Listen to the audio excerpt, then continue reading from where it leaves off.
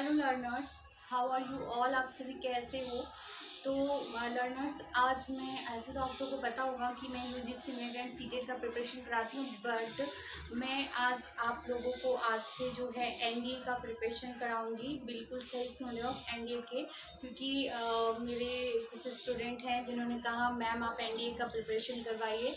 तो मैं एनडीए का जो जनरल अवेयरनेस है वो मैं आप लोगों को करवाऊंगी। एंड मैंने अपने वीडियो में इंग्लिश के भी करवाए हैं, वो आप देख सकते हो प्लेलिस्ट पे जाके।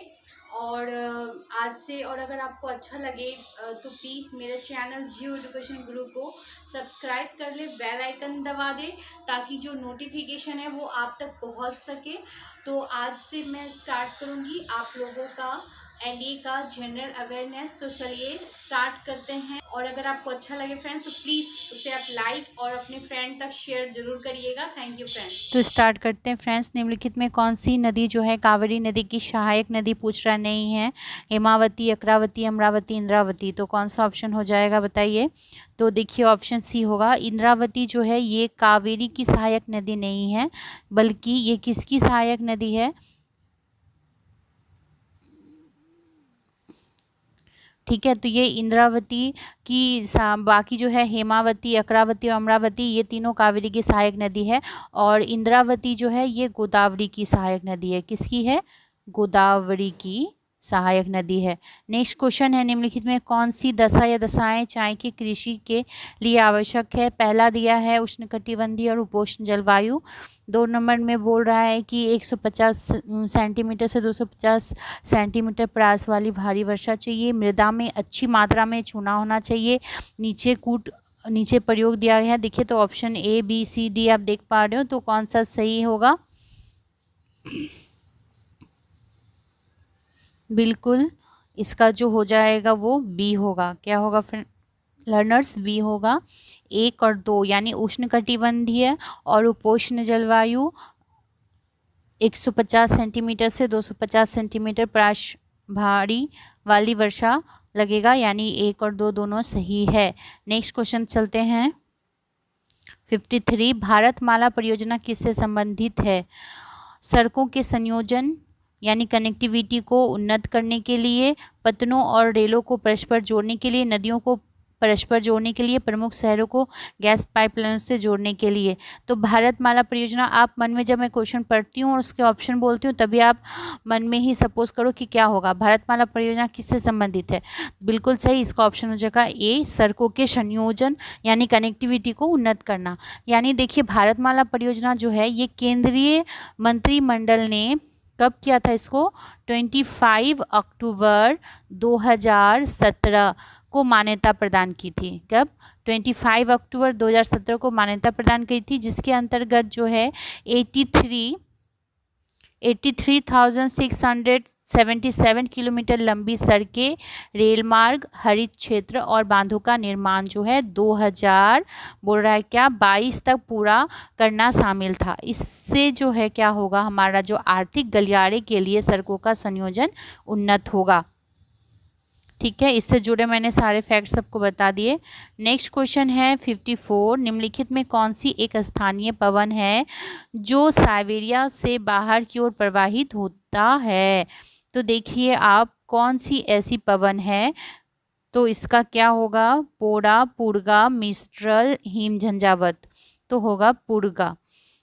यानी पुर्गा एक स्थानीय पवन है जो साइबेरिया के बाहर की ओर प्रभावित होती है। देखिए उत्तरी साइबेरिया से बाहर की ओर विलजार्ड, ये जो विलजार्ड कहाँ जाती है? उत्तरी साइबेरिया से बाहर। और बुरान के सदृश चलने वाली कठोर तूफान को पुर्गा कहते हैं। पुर्गा किसको कहते हैं? बुरान के सदृश चलने वाली कठोर तूफान को पुर्गा कहते हैं। ठीक है, अब देखते हैं नेक्स्ट 55 का। निम्नलिखित में से कौन सा एक केंद्र लौह और इस्पात उद्योग के लिए नहीं जाना जाता? कौन सा नहीं जाना जाता? भद्रावती, झेलम, विशाखापट्टनम या रेनकूट? क्या होगा 55 का? तो इसका होगा डी, रेणुकूट। क्या हो जाएगा? रेणुकूट जो है ये केंद्र लौह और इस्पात उद्योग के लिए नहीं जाना जाता। बाकी भद्रावती, झेलम और विशाखापट्टनम ये तीनों जाना जाता है। देखिए भद्रावती, झेलम और विशाखापट्टनम में लौह इस्पात संयंत्र है। क्या है? लौह इस्पात संयंत्र। जबकि मिर्ज़ापुर के पास रेणुकूट में हिंडाल्को ताम्र संयंत्र है। क्या है? रेणुकूट में हिंडाल्को ताम्र संयंत्र। ठीक है, हिंडाल्को।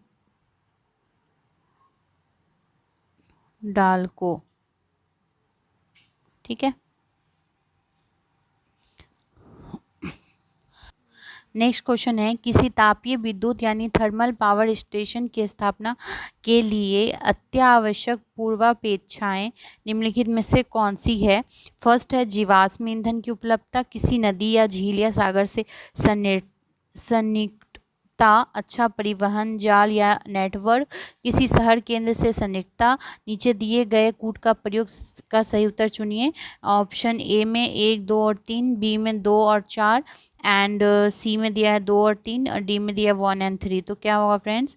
तो देखिए इसमें जो है ना, इसका जो होगा ऑप्शन ए होगा, जीवाश्म ईंधन की उपलब्धता। इसमें देखिए बोल रहा है किसी तापीय विद्युत या थर्मल पावर स्टेशन की स्थापना के लिए आवश्यक पूर्वापेक्षाएं, मतलब आप स्थापना करने के पहले आप क्या क्या करोगे? तो सबसे पहले जीवाश्म ईंधन की उपलब्धता वहाँ होना चाहिए, क्योंकि तापीय विद्युत थर्मल में वो लगेगा आपको। किसी नदी या झील या सागर से सन्निकटता होनी चाहिए।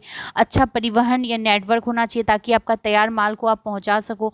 तो ये तीनों जो है बिल्कुल बहुत ज़्यादा ज़रूरी है, इसलिए ऑप्शन ए जो है बिल्कुल होगा। नेक्स्ट क्वेश्चन है 57 नंबर।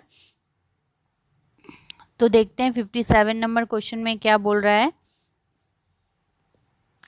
57 में बोल रहा है नई दिल्ली में हाल ही में संपन्न आदि महोत्सव के बारे में निम्नलिखित में कौन सा कथन सही है? तो आदि महोत्सव के बारे में पूछा जा रहा है। बोला ये इस महोत्सव का विषय थीम था जनजातीय संस्कृति, खान पान और कारोबार की भावना का समारोह। दूसरा बोला इस महोत्सव का आयोजन पर्यटन मंत्रालय भारत सरकार द्वारा किया गया और कूट यहाँ दिया हुआ है, तो आपको चूज़ करना है क्या होगा। तो देखिए यहाँ जो कूट होगा वो केवल एक होगा। क्या होगा? ए होगा, यानी केवल एक। यानी आदि महोत्सव का आयोजन जो है ये देखिए कब हुआ था। आदि महोत्सव का आयोजन जो है वो 19 से 28 जनवरी को हुआ था। ठीक है, जनवरी को हुआ था। और कब हुआ था? 2018 के मध्य आंद्रे हाउस, जिसको बोलते हैं काके रोड, रांची, झारखंड में किया गया। इस महोत्सव का मुख्य विषय था आदिवासी संस्कृति, शिल्प, भोजन और वाणिज्य का उत्सव।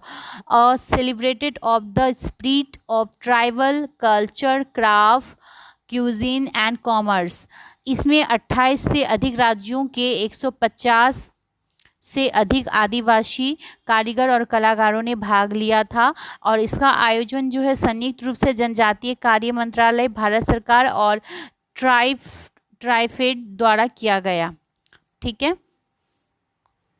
नेक्स्ट क्वेश्चन है प्रकाश वर्ष किसके मापन की इकाई है? तो देखिए प्रकाश वर्ष जो है वो किसके मापन? ब्रह्मांड की अति लघु समयांतराल, अति उच्च ताप, अत्यधिक दीर्घ दूरी। क्या हो जाएगा 58 का? तो इसका जो होगा वो डी होगा। प्रकाश वर्ष अत्यधिक दीर्घ दूरी। प्रकाशीय वर्ष आकाशीय दूरी की एक माप है। क्या है? एक माप है जो निर्वात यानी वैक्यूम में एक वर्ष में प्रकाश द्वारा तय की गई दूरी के बराबर होती है। ठीक है, नेक्स्ट है विद्युत चुंबकीय तरंगों, ध्वनि तरंगों, जल तरंगों के बारे में निम्नलिखित कथनों में कौन से सही हैं? वे परावर्तन दिखाती है, वे ऊर्जा का वहन करती है, वे दाब डालती है, वे निर्वात में आगे बढ़ या गुजर सकती हैं। नीचे कूट आपको देखिए दिया हुआ है। तो फ्रेंड्स इसका क्या हो जाएगा? तो देखिए इसका जो होगा ये ऑप्शन ए होगा, यानी 1, 2, 3 सही है। तो क्या है? विद्युत चुंबकीय तरंगे जो है ध्वनि तरंगे, जल तरंगे परावर्तित होती है, दाब डालती है और ऊर्जा का वहन करती है। नेक्स्ट क्वेश्चन है किसी पिंड की ऊष्माधारिता किस पर निर्भर होती है? तो किसी पिंड की ऊष्माधारिता बोल रहा है केवल पिंड के द्रव्यमान पर, केवल पिंड के द्रव्यमान तथा आकार पर, पिंड के घनत्व पर, पिंड के द्रव्यमान, आकार तथा तापमान पर। तो क्या हो जाएगा फ्रेंड्स? तो देखिए 60 का जो होगा वो ए होगा। किसी पिंड की ऊष्माधारिता किस पर निर्भर करती है? केवल पिंड के द्रव्यमान पर निर्भर करती है। देखिए, पिंड की ऊष्माधारिता जो होती है ना, ऊष्माधारिता का सूत्र क्या होता है? ऊष्माधारिता का सूत्र होता है डेल्टा क्यू। ठीक है, इक्वल टू होगा आपका m.s। ये जो है ना, सूत्र से स्पष्ट क्या हो रहा है कि ऊष्माधारिता पिंड के द्रव्यमान और उनकी विशिष्ट ऊष्मा पर निर्भर करती है। वस्तु के आकार, घनत्व और तापमान का जो है ना, उसकी ऊष्माधारिता पर कोई प्रभाव नहीं पड़ता है। ठीक है, नेक्स्ट क्वेश्चन देखते हैं 61 का।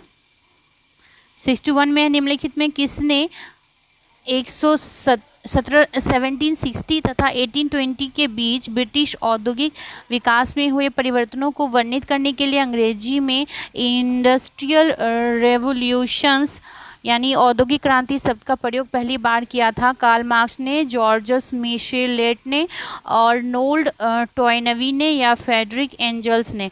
किसने किया था? तो इसका क्या हो जाएगा? होगा सी हो जाएगा, अर्नोल्ड टॉयनबी ने। निम्नलिखित में से किसने किया था? अर्नोल्ड टॉयनबी ने किया था।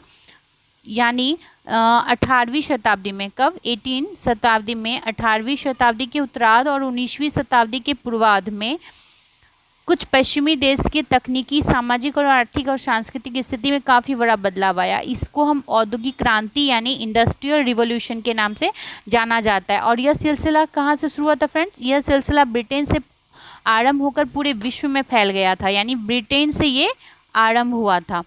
ठीक है, कहाँ से? ब्रिटेन से आरंभ हुआ था और फिर ये धीरे धीरे सभी देशों में फैल गया।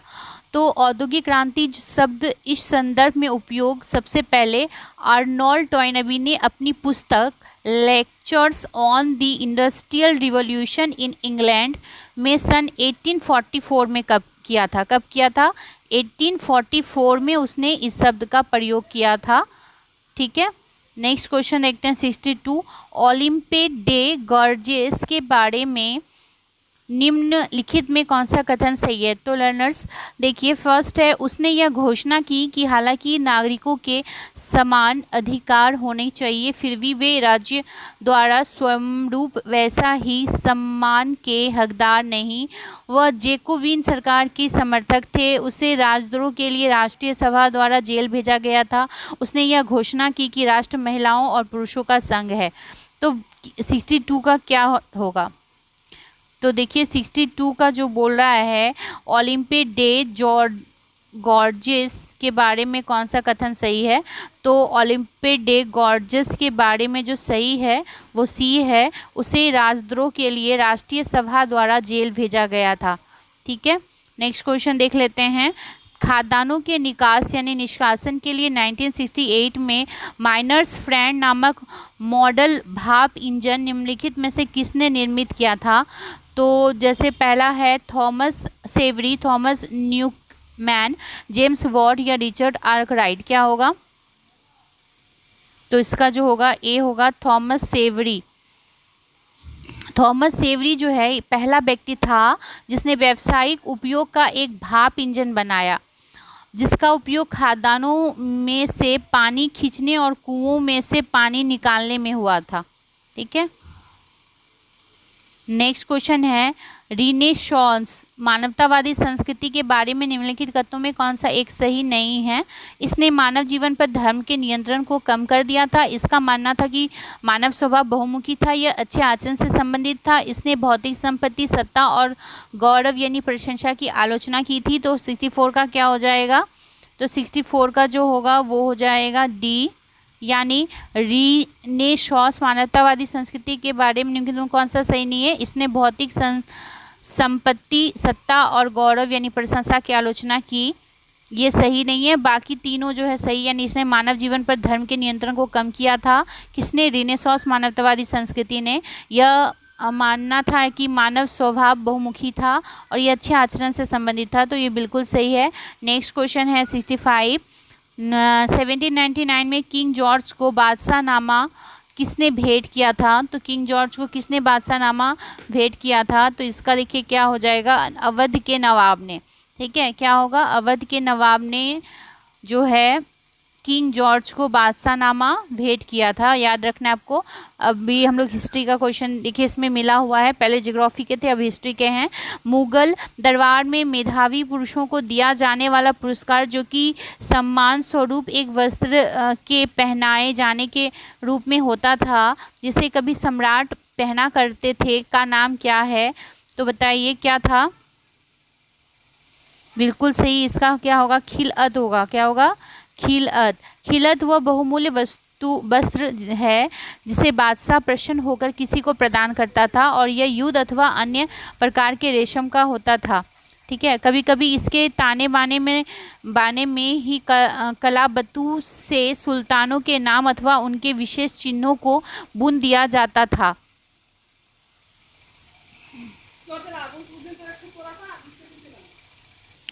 नेक्स्ट है, निम्नलिखित समाज सुधारकों में से किसने महाराष्ट्र में 1866 में विधवा पुनः विवाह का बढ़ावा देने के लिए एक संस्था की शुरुआत की थी? तो ये इसका क्या होगा? बाल गंगाधर तिलक, ज्योतिराव फूले, विष्णु शास्त्री पंडित या पंडिता रमाबाई? तो क्या हो जाएगा फ्रेंड्स? इसका होगा विष्णु शास्त्री पंडित। विष्णु शास्त्री पंडित का विवाह जो है 1827 में सतारा जिले के बाधवा नामक स्थान पर हुआ था। और विष्णु शास्त्री पंडित ने क्या किया था? विधवा पुनः विवाह आंदोलन में सक्रिय योगदान दिया तथा विधवाओं की पुनः विवाह को प्रोत्साहित करने के लिए पुनः विवाह होत्सजक मंडल नामक संस्था की स्थापना भी की थी। ठीक है, तो फ्रेंड्स देखिए ये सारे क्वेश्चंस जो है एनसीईआरटी से काफ़ी मिलते हैं। तो अगर आपने एनसीईआरटी नहीं किया है तो आप मेरे चैनल पे प्लेलिस्ट पे जाके एनसीईआरटी ज्योग्राफी, एनसीईआरटी हिस्ट्री ये सभी करवाया हुआ है, पॉलिटिक्स का भी मैंने करवाया है। तो आप ज़रूर से जाके जो अलग से उसको कॉन्सेप्ट को और उसको देखें। ठीक है, ये आपको बहुत हेल्प करेगा क्योंकि क्वेश्चन का लेवल देखिए अच्छा खासा है। नेक्स्ट है, 1851 में कलकत्ता में स्थापित पहली प्रमुख स्वैच्छिक संस्था का नाम क्या है जो मुख्यतः भारतीय जमींदारों के हितों का प्रतिनिधित्व करती थी? तो क्या नाम था?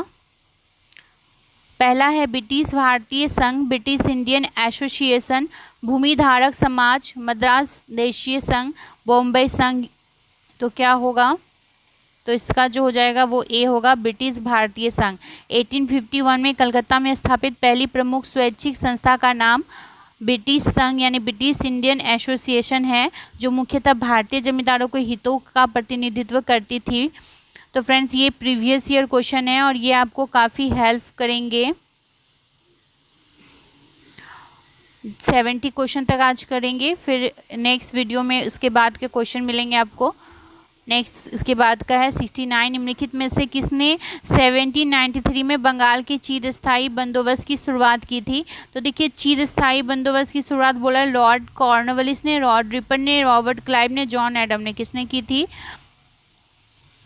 तो इसका हो जाएगा लॉर्ड कॉर्नवालिस ने। क्या हो जाएगा? लॉर्ड कॉर्नवालिस ने 1793 में बंगाल के चिरस्थायी बंदोबस्त की शुरुआत की थी। नेक्स्ट क्वेश्चन है 70 में 1857 की क्रांति के दौरान चिनहट के युद्ध में ब्रिटिश के विरुद्ध लड़ने वाले विद्रोही का नाम क्या था? तो क्या था? अहमदुल्ला शाह, शाह मंगल पांडे या कुंवर सिंह? तो ये जो थे ये हो जाएगा ए, अहमदुल्ला शाह जो थे 1857 की क्रांति के दौरान चिनहट के युद्ध में ब्रिटिश के विरुद्ध लड़ने वाली विद्रोही का नाम है। स्वतंत्रता संग्राम के दौरान जो है अहमदुल्ला शाह को विद्रोही स्वतंत्रता सेनानियों की उस 22वीं इन्फेंट्री का प्रमुख नियुक्त किया गया जिसने चिनहट की प्रसिद्ध लड़ाई में हेनरी लॉरेंस के नेतृत्व में ब्रिटिश सेना के साथ अभूतपूर्व युद्ध लड़ा था। इस युद्ध में ब्रिटिश सेना बुरी तरह परास्त हुई थी और युद्ध के बाद उन्हें ब्रिटिश इंटेलिजेंस और पुलिस नहीं पकड़ सकी। अपनी अप्रतिम साहस और विलक्षण कुछ कौशल के कारण अपने जीवन काल में ही वे किंवदंती बन गए थे। लोगों का मानना था कि उनमें कोई ईश्वरीय या जादुई शक्ति थी जिसके कारण अंग्रेज उन्हें हराना या मार डालना असंभव था। हुकूमत को उन पर 50,000 का इनाम घोषित करना पड़ा था। तो friends thank you very much. उम्मीद करती हूँ कि ये वीडियो आपके लिए काफ़ी हेल्पफुल होगा। तो आप प्लीज़ मेरे चैनल को अगर आपने अभी तक सब्सक्राइब नहीं किया तो प्लीज़ सब्सक्राइब करके बेल आइकन दबा दें। Thank you friends.